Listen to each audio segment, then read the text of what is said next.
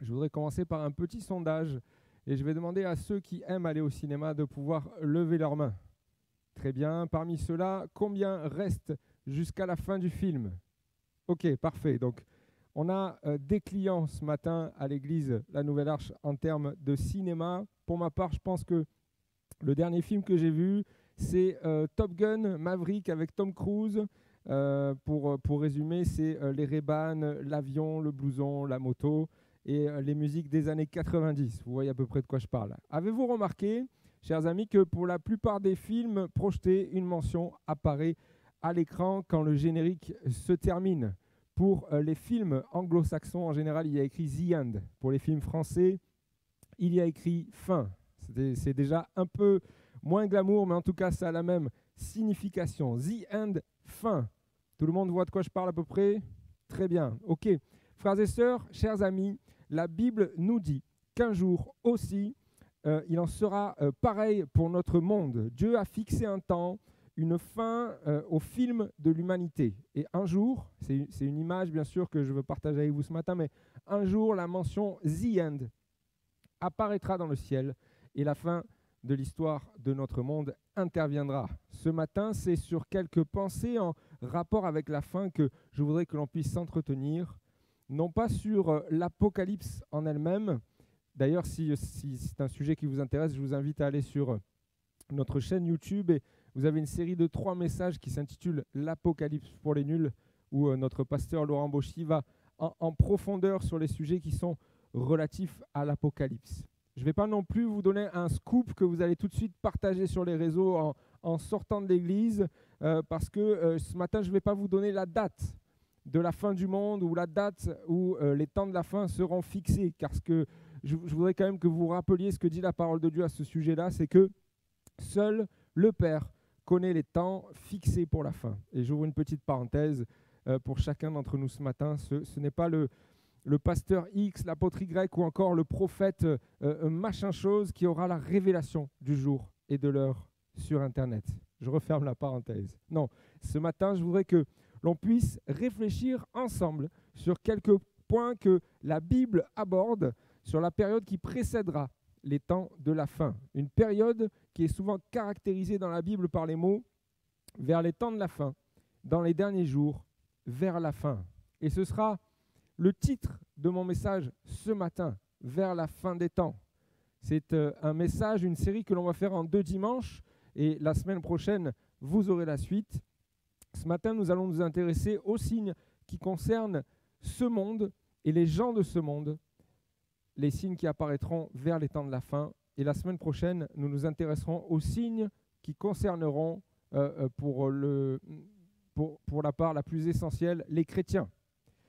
Néanmoins, même si ce matin, nous allons parler de ce monde et des non-croyants, vous allez voir quand même que nous avons quelques applications à en tirer pour nous chrétiens et pour notre vie actuelle. Nous allons faire une première lecture ensemble, si vous voulez bien.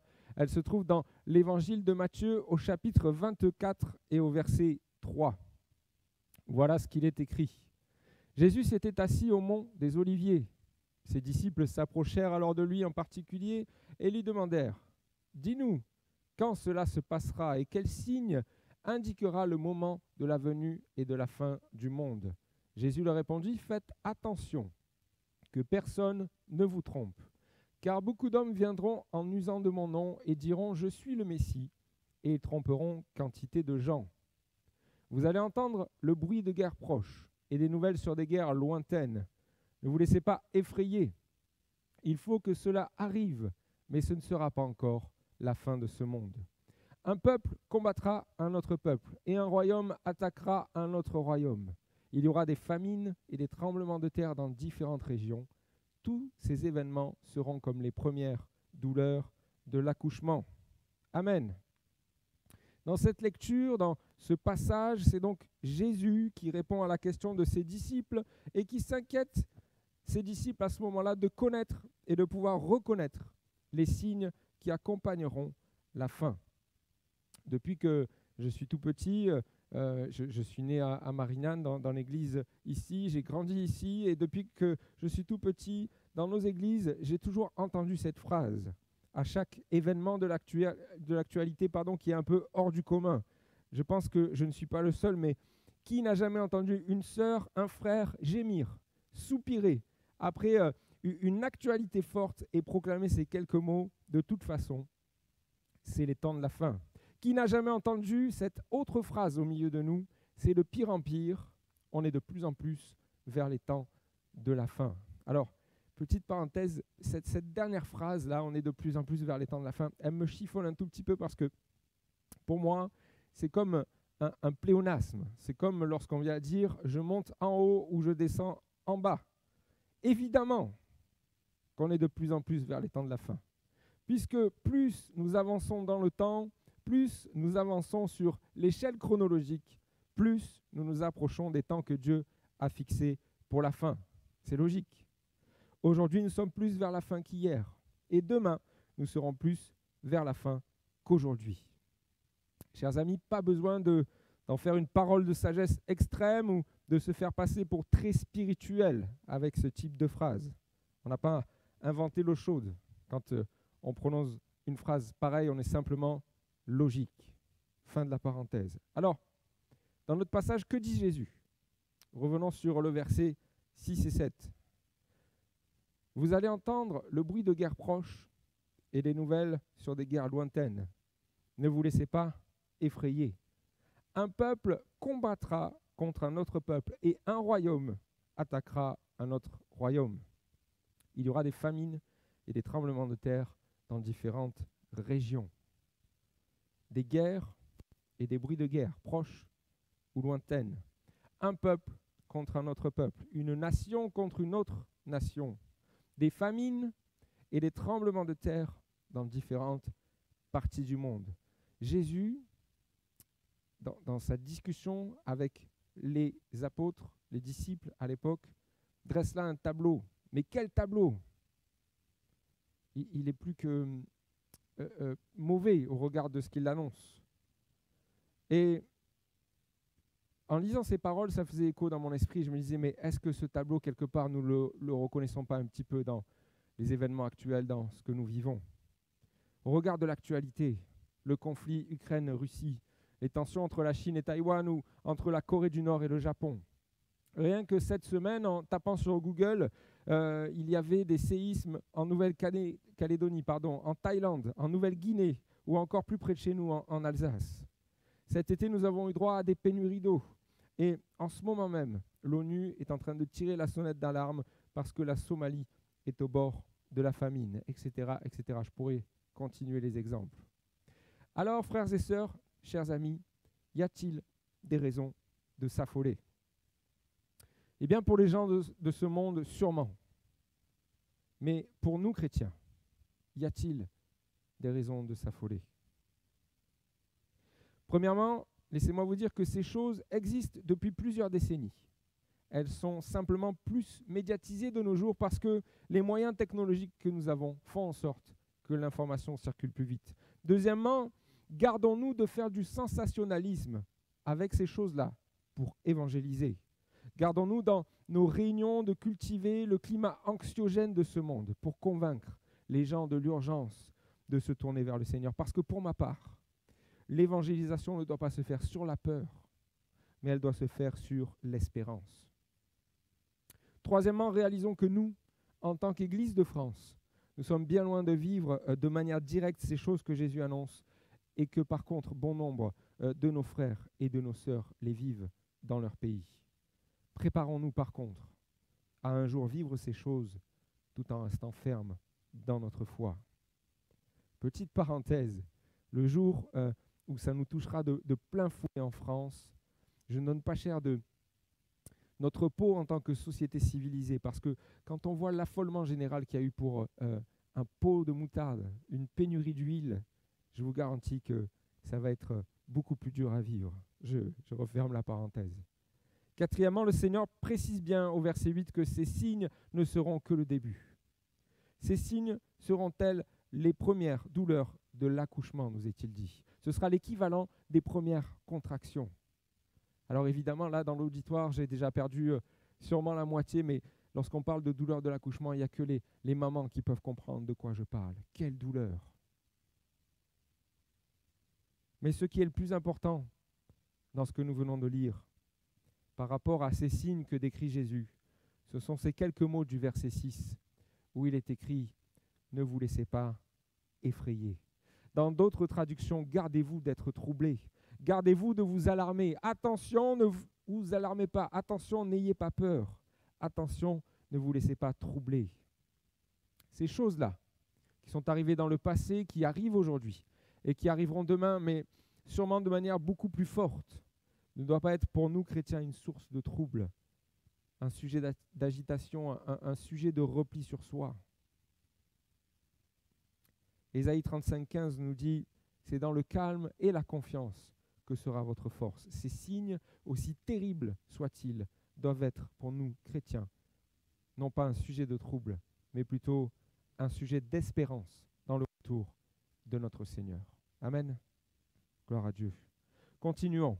Nous allons faire une deuxième lecture qui va mettre en lumière une deuxième série de signes qui précéderont les temps de la fin. Cette lecture, nous la faisons, si vous voulez bien, dans la deuxième lettre de Paul à Timothée, au chapitre 3, à partir du verset 1.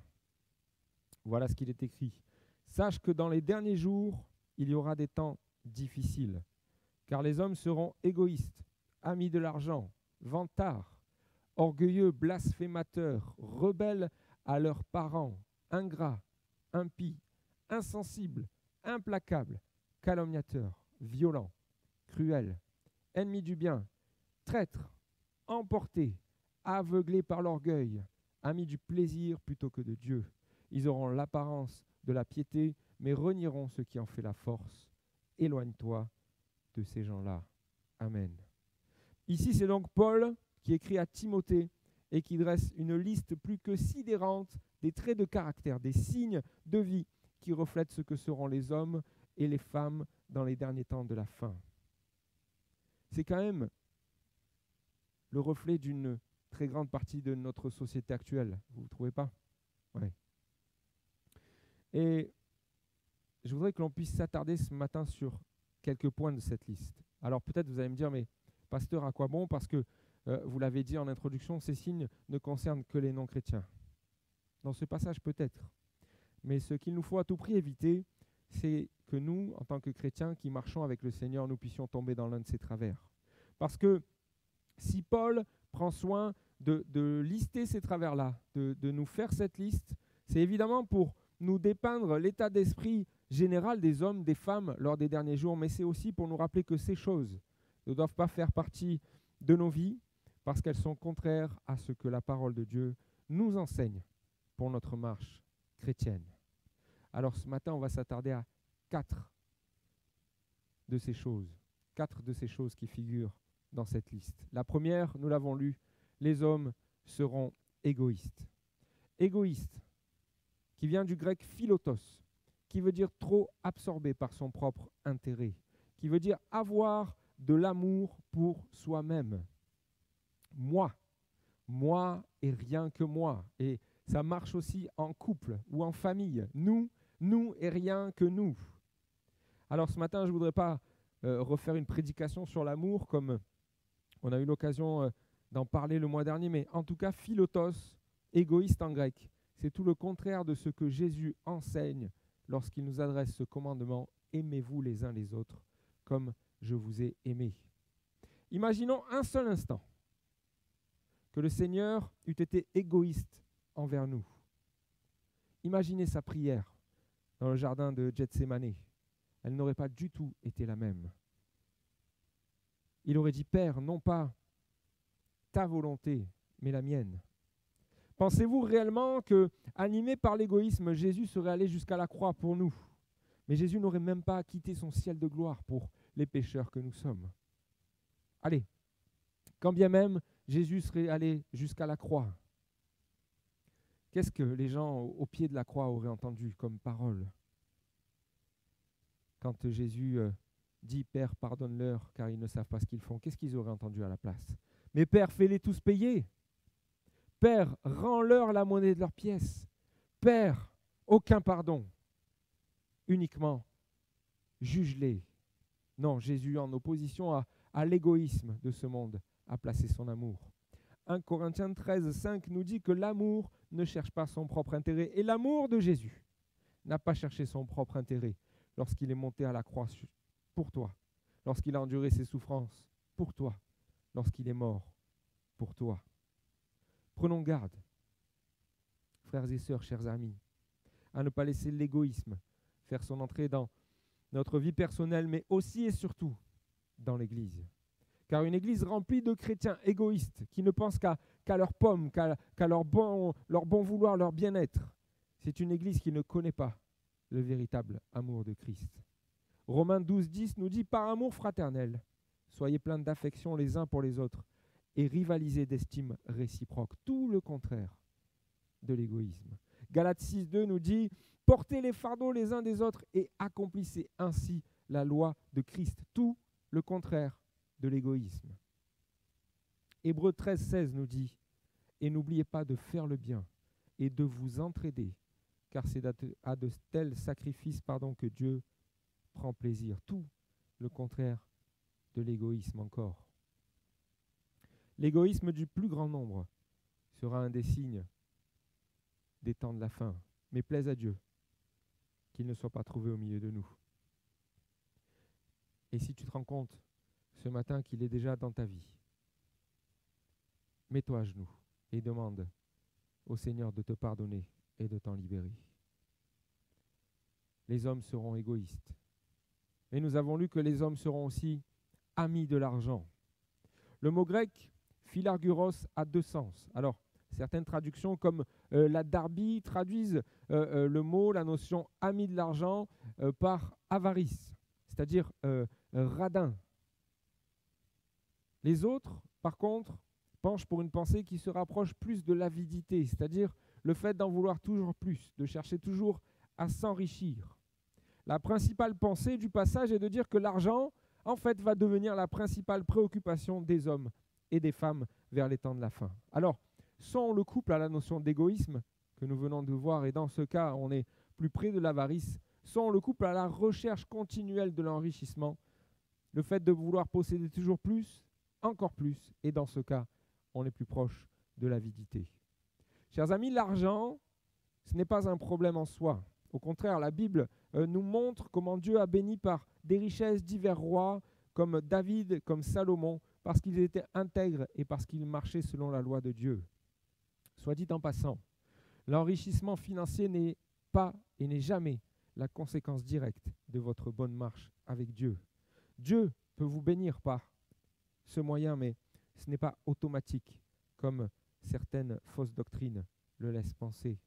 Dieu ne réprouve pas l'argent. Sa parole nous dit même en Agé 2:8 que l'or et l'argent lui appartiennent. Mais l'argent ne doit rester, chers amis, pour nous, qu'un moyen pour vivre et non pas une raison de vivre. Nous ne pouvons pas vivre pour l'argent comme les gens de ce monde. Jésus dira aux pharisiens en Luc 16, 13 « Aucun serviteur ne peut être en même temps au service de 2 maîtres. En effet, ou bien il détestera l'un et aimera l'autre, ou bien il sera dévoué au premier et méprisera le second. Vous ne pouvez servir Dieu et l'argent. » Dans Timothée 1, 6, 8, l'apôtre Paul dira « Si donc nous avons nourriture et vêtements, nous nous en contenterons. Quant à ceux qui veulent s'enrichir, ils tombent dans la tentation, dans le piège et dans de nombreux désirs insensés et pernicieux qui plongent les hommes dans la ruine et la perdition. Car l'amour de l'argent est racine de tous les maux. Pour s'y être livrés, certains se sont égarés loin de la foi et se sont infligés de multiples tourments. » Chers amis, que l'argent domine ce monde, c'est un fait. Que les hommes de ce monde soient obsédés par le gain, la réussite, l'enrichissement, c'est leur problème. Mais pour nous, chrétiens, Paul, nous venons de le lire, souligne la nécessité au contentement. Et il nous montre le piège d'en vouloir toujours plus. Laissez-moi vous dire, frères et sœurs, que l'argent facile aussi, ça n'existe pas. En tout cas, ça n'existe pas si on veut continuer à marcher selon la parole de Dieu. Parce que lorsqu'on prend des raccourcis pour gagner plus d'argent, on est souvent en dehors des clous. Et lorsque l'on croit qu'on a une méthode, un miracle pour gagner plus, comme des placements boursiers, financiers, hasardeux, lorsque l'on croit qu'on a la science infuse en matière de sport, sur les paris sportifs, et on a la conviction que ce soir Mbappé il va en mettre 4, alors on va mettre un billet de 10 parce que la cote elle est à 10 contre 1 et on est sûr de gagner 100 euros, et bien souvent on perd plus que ce que l'on a gagné. Proverbe 15, 27 nous dit « Celui qui est avide de gain trouble sa maison ». Laissez-moi vous dire que gagner de l'argent, c'est bien. Gagner beaucoup d'argent, pourquoi pas, tant mieux, si le Seigneur vous le permet. Mais la manière dont nous le gagnons ne doit jamais nous détourner de Dieu. Si je travaille plus, ce n'est pas pour être moins disponible ou plus fatigué pour venir aux réunions, pour servir, pour ouvrir ma Bible, pour prendre du temps avec Dieu. Paul nous exhorte à ne pas mettre notre espérance dans des richesses incertaines, mais en Dieu, lui qui nous dispense tous les biens en abondance. Les gens seront amis de l'argent. Les gens seront aussi orgueilleux.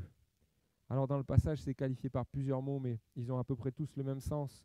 Vous avez les mots vantard, orgueilleux, aveuglé par l'orgueil, insensible. Je pourrais développer cette partie ce matin, mais le pasteur Laurent Bauchy en a déjà bien parlé la semaine dernière. Et là aussi, vous pourrez retrouver la vidéo sur YouTube si vous en avez besoin.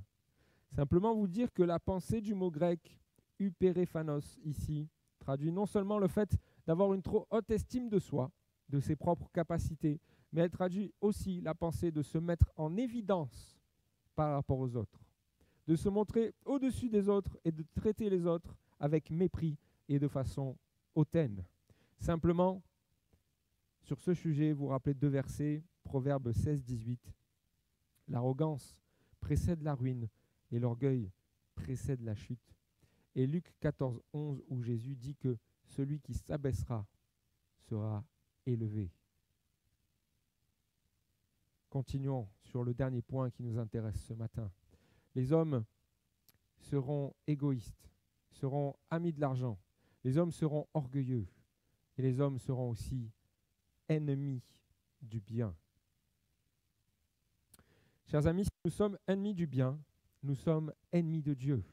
Et si nous sommes ennemis de Dieu, par définition, nous sommes ennemis du bien. Parce que la Bible nous dit que si nous ne sommes pas avec Dieu, alors nous sommes contre Dieu. D'ailleurs, les mots impie, blasphémateur, amis du plaisir plutôt que de Dieu viennent appuyer la pensée que les gens seront réfractaires à l'autorité de Dieu et à ce que sa parole enseigne. Ni Dieu ni maître.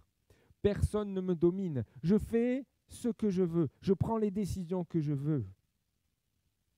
Et la meilleure arme qu'utilisent les gens qui rejettent l'autorité de Dieu, leur meilleure arme pour se donner bonne conscience dans leur choix de vie, nous la trouvons dans Ésaïe 5, 20, où il est écrit « Malheur à ceux qui appellent le mal bien et le bien mal, qui changent les ténèbres en lumière et la lumière en ténèbres, qui changent l'amertume en douceur et la douceur en amertume. » Parce qu'en plus d'être ennemis du bien, comme les qualifie Paul, en plus de préférer leur propre désir plutôt que la volonté de Dieu, ils changent la perspective des choses aux yeux de tous en inversant les rôles.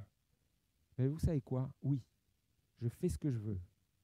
Mais en plus, ce que je veux, c'est bien. C'est toi qui as un pet au casque, excuse-moi l'expression, mais c'est toi qui comprends rien. Moi, ce que je fais, c'est bien, c'est ce que je veux. Mais par contre, toi, ce que tu penses, c'est toi qui as tort. Désormais, la norme, ce n'est plus la parole de Dieu. Excusez-moi l'expression, mais ce ne sont plus les règles du jeu établies par Dieu pour sa création qui sont justes. Mais c'est ce qui est contraire à la parole de Dieu qui devient la normalité. Pourquoi? Pour assouvir leurs propres désirs. On prône des valeurs, des comportements complètement opposés à la parole de Dieu et c'est normal. Par contre, c'est vous qui êtes devenus anormaux. Vous voulez des exemples? Allez, on y va. La Bible proclame le mariage comme l'union reconnue par Dieu. Le monde nous oppose. Pourquoi se marier? La Bible dit que le mariage se fait entre un homme et une femme. Le monde proclame le mariage pour tous. La Bible parle des relations sexuelles entre un homme et une femme, entre le mari et sa femme surtout. Le monde, lui, nous abreuve de l'idée des relations sexuelles libres, à l'instinct, au feeling. C'est la génération Tinder, on multiplie les conquêtes comme on change de chaussettes. On choisit la couleur le matin en fonction des habits. Vous voyez à peu près la pensée que je veux partager avec vous. Maintenant, on parle même de polyamour, c'est-à-dire des couples qui se forment à 3 personnes, sans parler de l'échangisme, entre filles et gars, entre gars et gars, entre filles et filles. D'ailleurs, qu'est-ce que je dis? Filles et gars, ça n'existe même plus. Parce que là où Dieu a créé l'homme et la femme, le monde y oppose le non-genre. On ne n'est plus garçon ou fille, mais on est libre de choisir. On ne dit plus il ou elle, mais on dit yel. Et je pourrais multiplier les exemples comme ça ce matin, comme la banalisation de la magie, de la sorcellerie, de l'occultisme. Je pense même qu'un jour, on pourra faire toute une série de messages où on pourra réfléchir sur ce que le monde établit comme bien, contrairement à ce que la Bible déclare. Alors, que faire nous en tant que chrétiens? Premièrement, le constater, c'est-à-dire être conscient que ces choses-là sont en contradiction avec la parole de Dieu. Et si tu ne l'es pas ce matin, c'est que tu as forcément un manque de connaissance de la parole de Dieu. Deuxièmement, nous ne devons pas accepter ces choses dans nos vies, dans celles de nos foyers ou dans nos églises. Alors attention, ce que je vais vous dire là, c'est très important. Je ne suis pas en train d'avoir un discours qui pousse à la haine de tel ou tel choix de vie. Je ne dis pas non plus que si l'un de vos enfants fait un tel choix de vie, il faut le mettre dehors et faire comme s'il n'existait plus, comme ça se passe dans certaines religions. Chacun reste libre de ses choix et surtout ne doit pas être montré du doigt pour ses choix.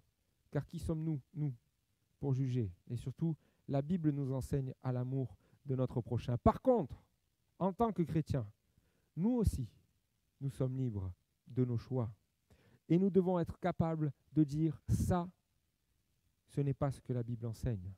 Même s'il peut y avoir des conséquences dans nos relations, même si les gens peuvent se détourner de nous à cause de cela.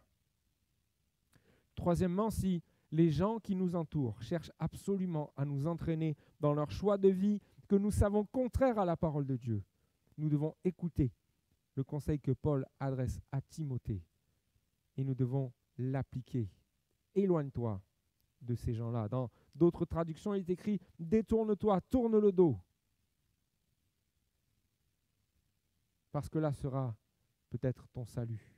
Parce que si tu restes trop longtemps avec telle ou telle personne, tel ou tel choix de vie, tu risques toi aussi de faire les mêmes. Pour les plus jeunes, si c'est sur les réseaux que tu suis un tel ou telle chanteuse ou tel sportif, mais que tu sais très bien que ce n'est en rien édifiant pour ta vie, que tout ce qu'ils partagent, tous ces préceptes de vie, ils sont contraires à la parole de Dieu. Désabonne-toi, parce que ça ne t'apporte rien de bon. Au contraire, ça insinue dans ton esprit que ce que la personne fait, c'est peut-être pas si mauvais. Proverbe 4, 23 nous dit « Garde ton cœur plus que toute autre chose, car de lui viennent les sources de la vie. » Chers amis, que ce monde se dégrade, c'est un fait. Et vous savez, on n'est pas au bout de nos surprises, mais que les signes qui caractérisent les hommes et les femmes de ce monde vers les temps de la fin ne viennent pas à nous gagner petit à petit. Que ces signes ne fassent pas leur entrée dans notre vie, dans l'Église. Garde ton cœur. Un dernier passage pour ce matin, 1 Pierre 4, 7, dans la traduction Parole vivante qui nous dit que la fin de toute chose approche. Soyez donc raisonnables. Menez une vie ordonnée et sobre dans la maîtrise de soi, la vigilance et le recueillement nécessaires à la prière. Veillons, frères et sœurs. Soyons vigilants pour que ce qui caractérise ce monde ne vienne pas à nous gagner. Merci de nous avoir suivis sur notre chaîne YouTube. Vous avez aimé cette vidéo? Alors je vous invite à vous abonner. La vision de notre Église, c'est le salut en Jésus parce que lui seul sauve. Alors si vous souhaitez en savoir plus, si vous avez des questions, n'hésitez pas à nous contacter sur notre site internet www.eglishelena.fr.